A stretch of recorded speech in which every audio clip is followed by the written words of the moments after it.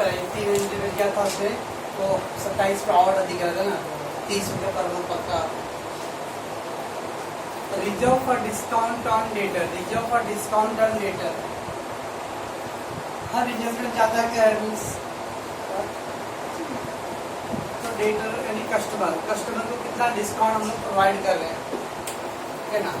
ऐसा नहीं जब मूड में आता तो डिस्काउंट दे देते, वो बिजनेसमैन का वो वही क्या है, रफ आइडिया था कि हाँ चलो 5% 10% कितना डिस्काउंट देना है। Reserve for discount on debtor, debtor यानी कस्टमर, तो कस्टमर को डिस्काउंट दे रहा हूँ मैं, मेरे लिए प्रॉफिट है लॉस है, लॉस है, तो profit loss on debit side में। प्रॉफिट लॉस में एक फॉर्मेट आता है, discount allowed at new reserve for discount less old reserve for discount, तो बैड डेट का फॉर्मेट होता है और इसका फॉर्मेट होता है discount allowed at new reserve for discount less old reserve for discount. उसके डिस्काउंट अलाउड और ये जो ओल्ड रिजर्व डिस्काउंट, ये दोनों ट्रायल बैलेंस में दिया रहेगा। पहला और तीसरा जो आइटम है वो ट्रायल बैलेंस में रहेगा, खाली न्यू रिजर्व फॉर डिस्काउंट का रहता है एडजस्टमेंट में रहेगा। न्यू रिजर्व फॉर डिस्काउंट है वो एडजस्टमेंट में रहेगा, बाकी डिस्काउंट अलाउड और ओल्ड रिजर्व फॉर डिस्काउंट ये सब लोग आपको ट्रायल बैलेंस में मिल जाएगा। फॉर्मेट क्या आ गया, discount allowed at new reserve for discount less old reserve for discount, profit loss account debit. Customer को 500 का सामान बेचे और उसको 50 रुपये डिस्काउंट दिए, तो वो कितना देगा आपको, 550 ना। भाई साहब आपका 500 सामान हुआ और 50 रुपये में डिस्काउंट होता है, लीजिए बिल आपका 550 रुपये लगे, 450 रुपये इसका होता है लेस फ्रॉम डेटर, तो बैलेंस एसेट में लेस फ्रॉम डेटर। ओके, तो रिजर्व फॉर डिस्काउंट और डेटर का पहला क्या है, profit loss account debit side में discount allowed add new reserve for discount less old reserve discount, जैसे बैड डेट्स का था bad debts add FRD and add NRD and less old RD, और इसी पैटर्न है। फर्स्ट एंड लास्ट का जो item होता है वो ट्रायल बैलेंस में रहेगा, और इस सेकेंड आइटम जो होता है अपने वो एडजस्टमेंट से एडजस्ट किया रहेगा। नेक्स्ट बैलेंस में लेस फ्रॉम डेटर्स। अब reserve for discount on creditor, वैसी पैटर्न है, ये reserve for discount on debtor था, अब reserve for discount on creditor है। डेटर मतलब कस्टमर, उसको डिस्काउंट नहीं दूंगा तो मेरे एक्सपेंस, क्रेडिटर मतलब सप्लायर, तो उससे मुझे डिस्काउंट मिलेगा, तो मेरे लिए क्या है, इनकम है। ये एक्सपेंस था तो प्रॉफिट लॉस अकाउंट डेबिट था, ये इनकम है तो profit loss account credit side रहेगा। ध्यान से देखो पैटर्न वही है, डिस्काउंट अलाउड एक्सपेंस का उधर, यार discount received add new reserve for discount, यहाँ पे देखो add new reserve for discount less old reserve for discount, less old reserve for discount. Okay, same pattern है, खाली फर्क क्या है, डेटर का discount profit loss debit side and creditor का discount profit loss account credit side, और ये आएगा balance sheet liability side. Less from के ये क्या था, लेस फ्रॉम, दोनों का पैटर्न सेम है, खाली डेटर में से लेस, एक क्रेडिटर में से, तो डेबिट साइड है प्रॉफिट लॉस और एक credit side. Okay, and last one है profit on sale of asset, asset बेच रहे हम लोग, तो असेट बेच रहे तो बेचेंगे तो कभी प्रॉफिट होगा, कभी लॉस भी होगा। जब भी असेट सोल्ड है सबसे पहले क्या करना है, जो भी आपका उस असेट्स का कॉस्ट रहेगा, कॉस्ट मतलब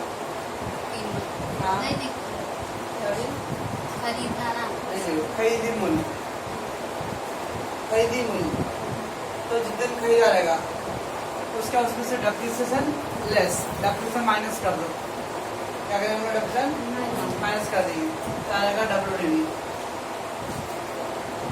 ये जो WDV का अमाउंट होता है ना, उसको हम क्या करते हैं, असेट में से लेस करेंगे, लेस फ्रॉम असेट। क्यों असेट लेस कर रहा हूँ, क्योंकि मैं असेट क्या कर रहा हूँ, सोल्ड कर रहा हूँ, असेट सोल्ड है ना, और जब असेट सोल्ड तो मेरे पास असेट्स जा रहा है, तो less from asset.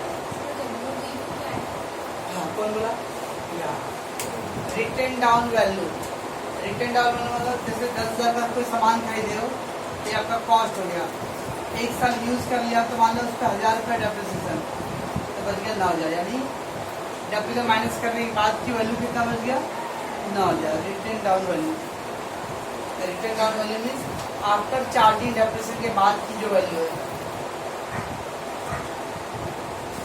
W R आया रिटेन डाउन वैल्यू। हाँ अब क्या लिखे कल written WRITTEN written down value. आपको नहीं बोला, इधर मैडम को बोला मैंने। चलो तो पहले कॉस्ट प्राइस, उसका आपने जितना डिफरेंस चार्ज किया वो लेस करो, फिर आएगा आपको WDV। अब वो WDV को हम लोग क्या करेंगे, सेलिंग प्राइस से कंपेयर करेंगे। मान लो अभी अपना WDV आगे 9,000 WDV मतलब डेप्रिसिएशन माइनस करने का उसकी वैल्यू कितना बच गया, 9,000। तो 9,000 का मशीन है और मैंने किसी को स्कीम लगा दिया, बेच दिया 12,000 में, तो 9 का मशीन 12 में बेच दिया तो अपने प्रॉफिट आएगा। और 9,000 माइनस 12 था, 9 माइनस 12 कितना आएगा, -3 है। 9,000 माइनस 12 -3 ना, नेगेटिव आंसर आएगा।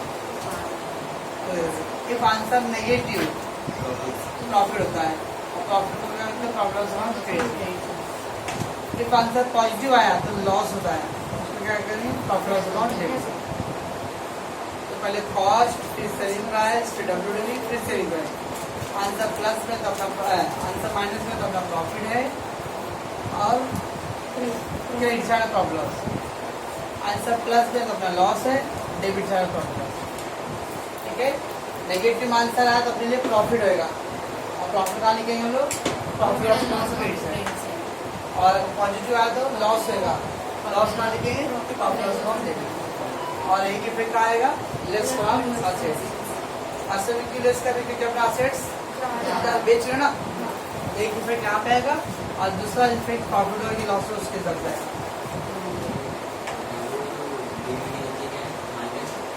सेलिंग प्राइस हाँ, सब्जी वाला इसकी नहीं, सेलिंग प्राइस। अभी 10,000 का WDV था और 12,000 बेचा हूँ, सेलिंग प्राइस। तो 9 का सिर्फ 12 बेच दिया हूँ तो 3,000 प्रॉफिट हो गया। तो प्रॉफिट आने के लिए प्रॉब्लम से हम पेज है। ठीक है, लॉजिक था कॉस्ट, फिर WDV सेल प्राइस। लास्ट का जो आंसर आता है चेक करने माइनस में आ रहा है कि प्लस में आ रहा है। माइनस में आ रहा है प्रॉफिट होगा, उसको प्रॉब्लम स्टेट है। प्लस का उसका आंसर लॉस होगा और उसको प्रॉब्लम अकाउंट डेबिट। ओके, बस इतना थियोरेटिकली पार्ट है।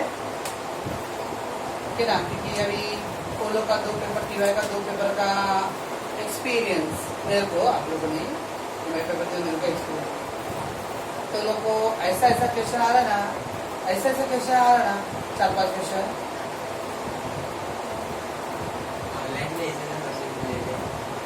तो 4-5 देंगे क्या, पूरा परोस देंगे क्या आपको, 4-5 देंगे ना। 50 में 4 क्वेश्चन आंसर दे रहे, बाकी 46 दे रहे ना, तो 46 भी तो नहीं कर रहे। चलिए पास करें फिर।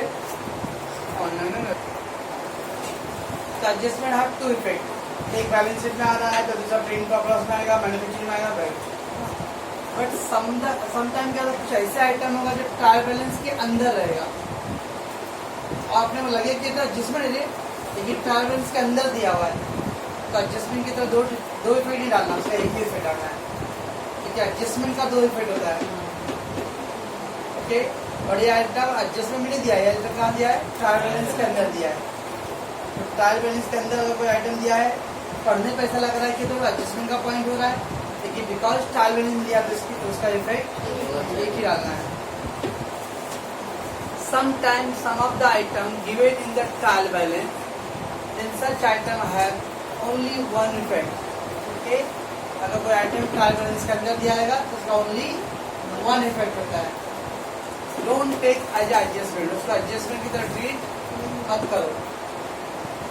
लाइक डेप्रिसिएशन, अगर हम लोग डेप्रिसिएशन कब किए थे, 2 टाइप का किए थे डेप्रिसिएशन। एक डेप्रिसिएशन मशीनरी, प्लांट, क्या था, इक्विपमेंट्स, फैक्ट्री बिल्डिंग, उससे रिलेटेड था, उसका मैन्युफैक्चरिंग में गया था। और एक किए थे उन्होंने हाँ, उसका किए थे तो उसका पॉपुलर लॉस में गया था। और सेकेंड फिर popular balance sheet asset less from asset किए थे। पर बिकॉज ये एडजस्टमेंट में नहीं दिया, ये कहाँ दिया है, ट्रायल बैलेंस के अंदर दिया है, उसका एक ही डेप्रिसिएशन रहेगा तो कहाँ फैक्टोरियल आइटम तो फैक्ट्री से रिलेटेड मशीन बिल्डिंग फर्नीचर से रिलेटेड तो मैन्युफैक्चर अकाउंट डेबिट साइड। अगर ऑफिशियल आइटम रहेगा तो profit loss account debit side. Depreciation का एक ही पे डालना है, इधर यार डेप्रिसिएशन मशीनरी तो मशीनरी फैक्ट्री में मिलता है manufacturing debit. Depreciation furniture office में मिलता है तो उसका effect profit loss account debit. Okay, appreciation मतलब प्रॉफिट अकाउंट क्रेडिट है। कल क्लोजिंग स्टॉक का मैंने 4 आइटम लिखे थे, कल नहीं परसों स्टार्टिंग में क्लोजिंग स्टॉक का रॉ मटेरियल WIP बिल्कुल अपनी स्टेशनरी पोस्टेज था। अब क्लोजिंग स्टॉक एडजस्टमेंट में ट्रायल बैलेंस के अंदर दिया रहेगा, तो ट्रायल बैलेंस क्लोजिंग स्टॉक दिया हुआ है तो बैलेंस शीट प्रीपेड एक्सपेंस अगर एडजस्टमेंट नहीं है पोस्टिंग है प्रीपेड एक्सपेंस असेट है। फिर प्री रिसीव्ड और एडवांस इनकम, तो प्री रिसीव्ड और एडवांस था, तो प्रीपेड एक्सपेंस था तो असेट साइड लायबिलिटीज थी असेट साइड पे, और ये क्या उसका अपोजिट है प्री रिसीव्ड मतलब पहले मिल गया ये एक्सपेंस था, इनकम है क्या आएगा। आउटस्टैंडिंग एक्सपेंस काम किया लेकिन पैसे नहीं दिया है, यदि outstanding balance sheet. Outstanding income मतलब आपने काम कर दिया लेकिन अभी तक आपको पैसे मिला नहीं, outstanding income then provision for depreciation और रिजर्व फॉर डेप्रिसिएशन।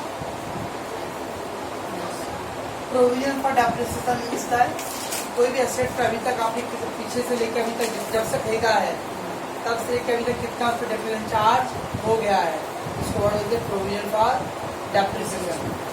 प्रोविजन मतलब up to the now from the date of purchase, जिस दिन खरीदा उस दिन से लेके आज तक का जितना भी डेप्रिसिएशन चार्ज हुआ रहेगा ना उसी को वर्ड बोलते हैं प्रोविजन फॉर डेप्रिसिएशन या फिर रिजर्व फॉर डेप्रिसिएशन। इसको क्या कहते हैं लेस फ्रॉम असेट्स। इसका डेप्रिसिएशन है उसका असेट में से क्या करेंगे लेस। ये इतने आइटम है जिसका केवल क्या आएगा वन इफेक्ट आएगा। आपको लग गया अरे तो डेप्रिसिएशन आ रहा है, ये प्रीपेड आ रहा है, क्लोजिंग स्टॉक आ रहा है, भले आ रहा है लेकिन ट्रायल बैलेंस के अंदर है, ट्रायल बैलेंस के अंदर तो ओनली 1%। ठीक है बस से contingent liability, doubtful liability. Contingent liability means doubtful liability.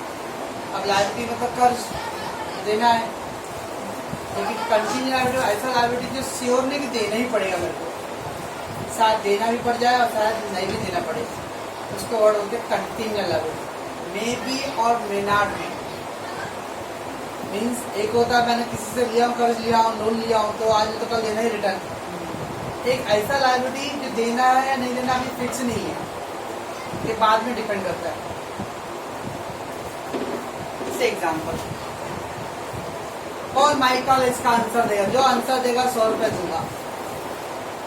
अब मैंने ऐसा डायलॉग मार दिया, लेकिन जब 100 रुपये दूंगा ऐसा बोल दिया जो आंसर देगा, तो हो सकता है कोई आंसर देंगे कोई ना कोई तो देना पड़ेगा, और हो सकता है ऐसा भी कोई भी आंसर ना दे तो मुझे शायद नहीं देना पड़ेगा। अब एक बार डिक्लेयर मैंने कर दिया कंटिंजेंट लायबिलिटी, क्योंकि आंसर दिया तो मुझे देना है, आंसर नहीं दिया तो नहीं देना है, ठीक है ना। That is contingent liability. अपना साढ़ सूरज बारिश के टाइम पे अपना पतरा ठीक करने के लिए पतरे पे चढ़ा, अपना तो ठीक कर लिया लेकिन दूसरे का पतरा तोड़ दिया। अब उसके दिमाग में है कि चल ना अंकल को बोलूंगा ना, अंकल जरूर कभी जानबूझ के तोड़ा। आज के कलयुग के जमाने में वो बोलेगा कि अंकल ने जानबूझ के तोड़ा और अंकल मान जाएंगे, है ना। ऐसा तो मुझे लगता नहीं है, तो शायद वो अंकल बोले भाई तुमको पतरा ला के देना पड़ेगा, तो शायद देना पड़ेगा।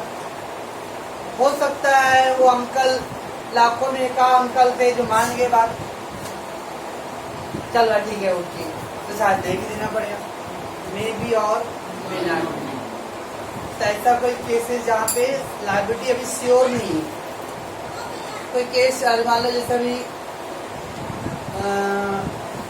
डंडा मैं मारा, लेकिन मेरा पर्पज नहीं था कि उसको एकदम हर्ट कर दूं, लेकिन उसने हाथ हटाया, उसको ऐसा जगह लग गया, मतलब मोटे मोटे पे, ओके ना।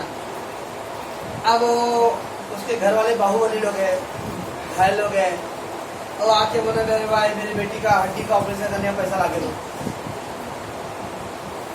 ओके ना। अब वो बोली भाई दो, हमें दे दूँ, भाई रीजन बताओ ना। तो जब मे भी अब कोर्ट केस कर दी पुलिस चौकी में, मजिस्ट्रेट पर जाना है, तो केस मे भी और मे नॉट भी, ओके ना। वो कोर्ट में पैसा किस तरफ आता क्या मालूम। ऐसा वैसे केस है जो अभी श्योर नहीं कि देना ही पड़ जाएगा, और श्योर ये भी नहीं है कि नहीं देना पड़ेगा, 50-50 चांसेस है। Liability which depend on the uncertain event in the future. Uncertain, ऐसी कोई घटना जो अभी फ्यूचर में तय होगा कि होएगा कि नहीं होएगा, ठीक है ना। Liability which depend on the any uncertain event. Uncertain मतलब फिक्स नहीं कि क्या होएगा, okay. which incur in the future, जो साल फ्यूचर में घटित होएगा।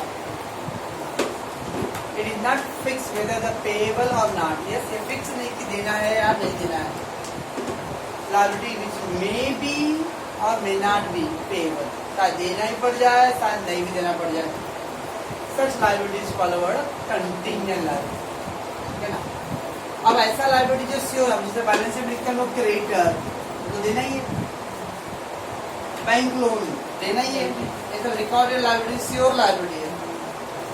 देखिए ऐसा लाइबिलिटी जो श्योर नहीं है, इसको बैलेंस शीट में लिखेंगे। बैलेंस शीट के नीचे जब बैलेंस टैली हो जाएगा, उसके नीचे ऐसा लिखेंगे note 10,000 rupees payable to the claim holder which is the case pending in the court. ऐसा नोट लिख के देंगे कि हाँ भाई 10,000 रुपए लाइबिलिटी भी है जो कोर्ट में पेंडिंग है केस।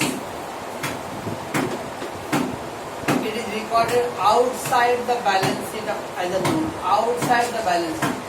ये बैलेंस शीट में क्या अभी तक श्योर नहीं है। बैलेंस शीट में वही आइटम लिखेंगे जो श्योर है।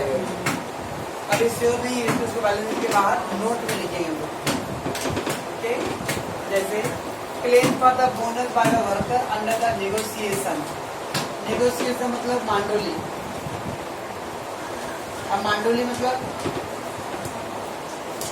दोनों में बातचीत करके आ रहे, कुछ कदम तुम चलो, कुछ कदम हम चलेंगे, बाद में रिक्शा कर लेंगे।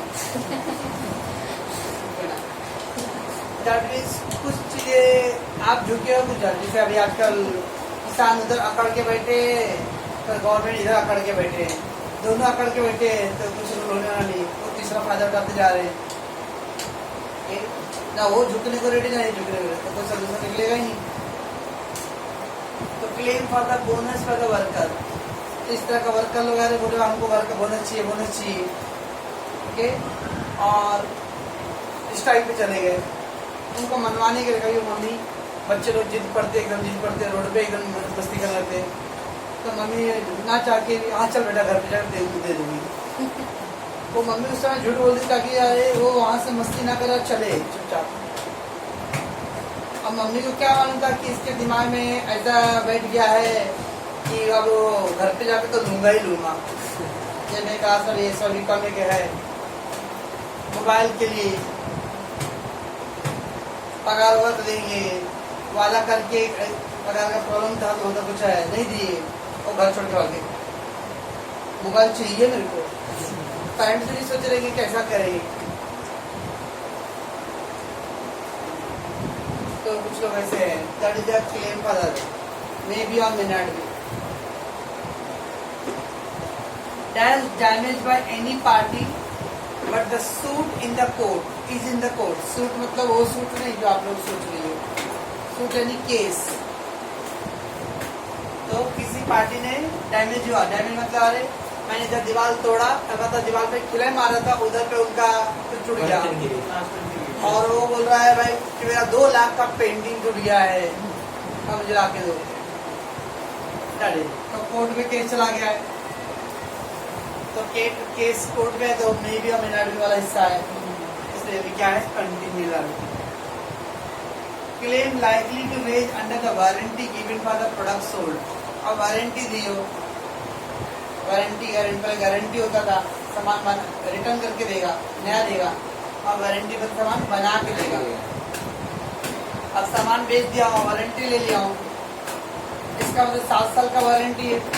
इन 7 साल में कुछ भी नुकसान हो तो कंपनी को तो बनाने में उतना खर्चा लगेगा ना, कंपनी को मैकेनिक रखना पड़ेगा।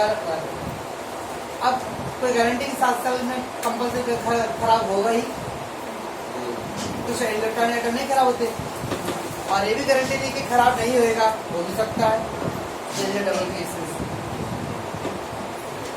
बिल डिस्काउंटेड रिसर्च में, तो बिल डिस्काउंटेड ड्रावर ने साइन करके दिया, ड्रावर को ओरिजिनल पैसे, ड्रावर क्या करता था, बैंक में जाता था, पैसे ले लेता था। बाद में बैंक किसके पास जाएगा, ड्रावी के पास जाएगा, ड्रावी के पास। बाद में ड्रावी के पास बैंक जाएगा और उससे पैसे लेगा। अगर ड्रावी ने पैसे बैंक को दे दिया तब तो कोई टेंशन नहीं था, लेकिन अगर ड्रावी ने बोला मैं तुमको नहीं जानते, चलो निकलो, मेरे पैसे नहीं अभी, तो बैंक वहाँ झगड़ा नहीं करेगा। बैंक चुपचाप आके किसके पास जाएगा, ड्रावर भाई तुम अपना बिल पकड़ो, तुम अपनी पार्टी से तुमको जो समझो समझो, मेरा पैसा दे दो। इसका मतलब ड्रावर के पॉइंट अभी 2 केस है। ड्रावर ये सोच रहा कि अगर ड्रावर ने पेमेंट कर दिया तो मुझे नहीं देना पड़ेगा, क्योंकि अगर ड्रावर ने पैसे नहीं दिया तो मेरे को देना पड़ेगा। दोनों ऑप्शन है, इसलिए भी continue liability. Claim for cashback earn to purchase, company ने मतलब ऐसा ऑफर रखा था, 200 रुपये का सामान खरीदे 40 रुपये का कैशबैक।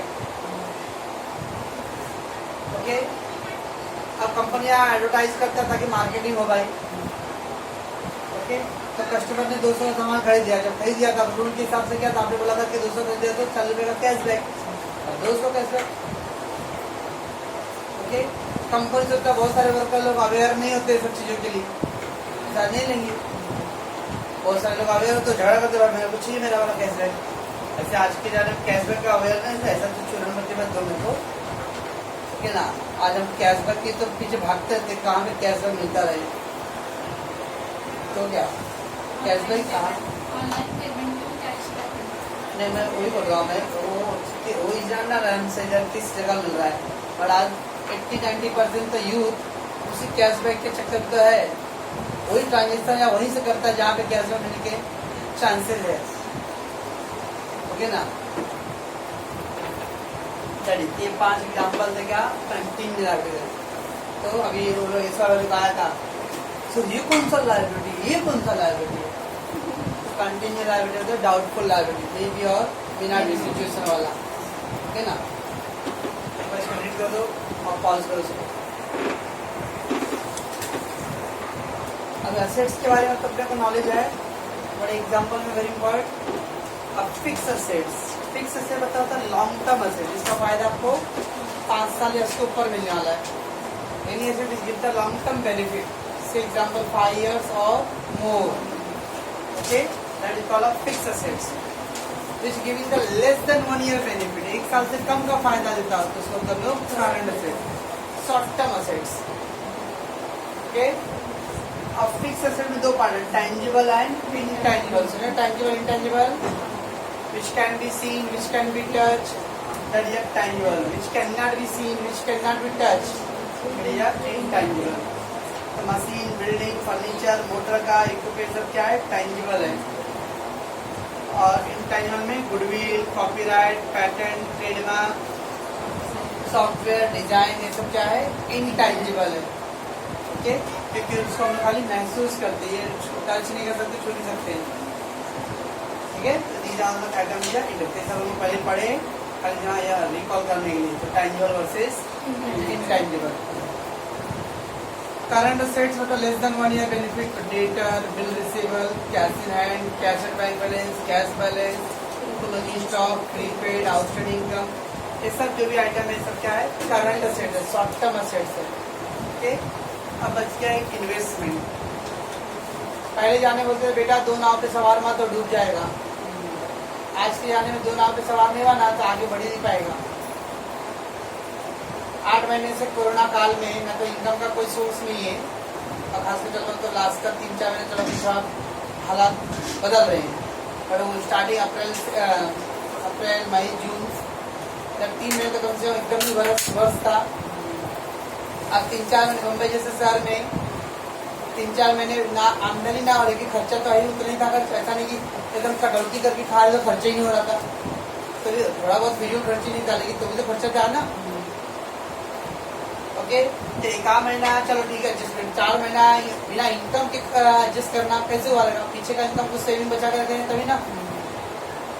पहले का जो लोग नहीं बचा के रखे रहेंगे तो अपना नंबर भी उसमें आता था, किसमें? पैदल चलने वालों में। गांव पैदल जा रहे थे, देखो देखो पैदल जा रहे देखो। ओके, और अपने में तो कोई ऐसी बेटी नहीं थी ना कि साइकिल लेके अपने को पापा को पहुंचा देते थे।